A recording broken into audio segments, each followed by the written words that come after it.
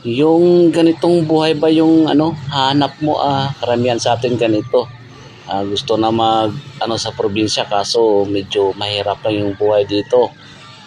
Pagising mo sa umaga, ganito yung gagawin mo. Simple lang, papakain ka ng mga alaga mo tapos di kagaya sa Manila, naghahabol ka ng oras. Makipagsiksikan ka sa mga tao para makasakay ka sa jeep o sa bus papuntang trabaho, stress. Tapos pag uwi mo, traffic. Ganito, kasimple yung buhay dito sa probinsya. Sana pangarap ko na maging ganito kaso medyo alanganin pa tayo sa budget. Siguro marami yung may gusto na ganito ang buhay. Simple lang, masaya. Mahirap pero tiyaga lang sa kailangan mahaba yung pasensya mo. Kasi tumatanda na tayo, ganito yung hinahanap ng katawan natin.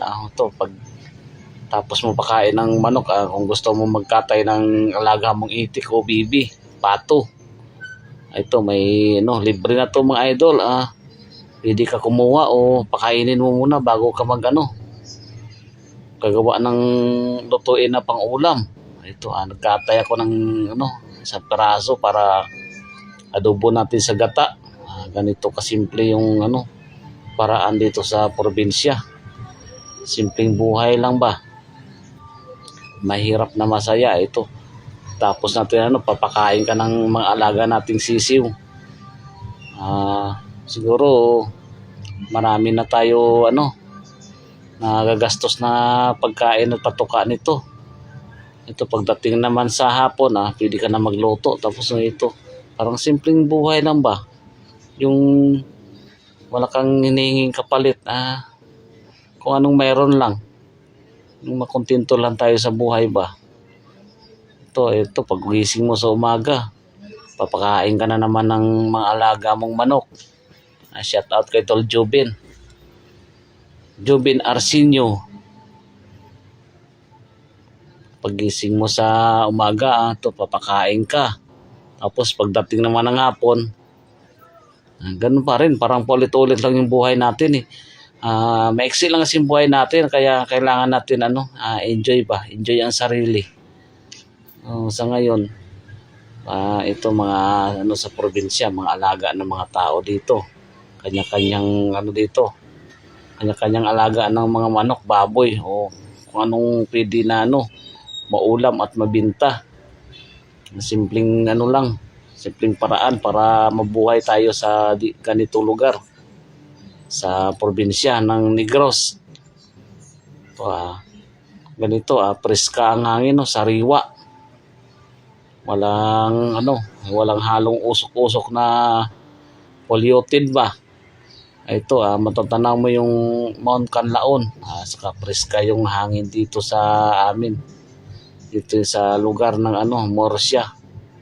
Ito papuntang Mambukal. Ito yung tulay dito sa paliguan dito sa tawag na suba nito.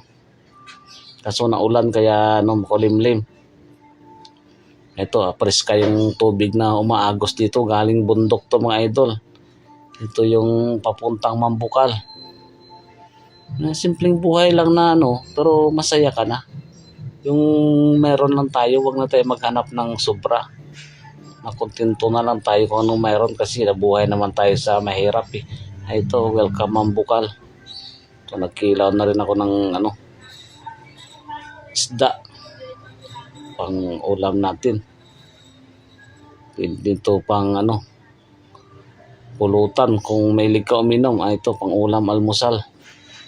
Ganito lang yung buhay. Ito papatuka na naman tayo pagdating ng umaga sa kahapon. Papakain ka lang ng mga alaga mo.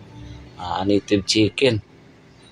Tapos kung anong may laga, diba, baboy ganito, papakain ka rin ng umaga hapon din. Maraming salamat Lord. Sana bigyan mo ng blessing pa ng marami yung mga ganitong nag-aalaga ng mga hayop. God bless po. Maraming salamat.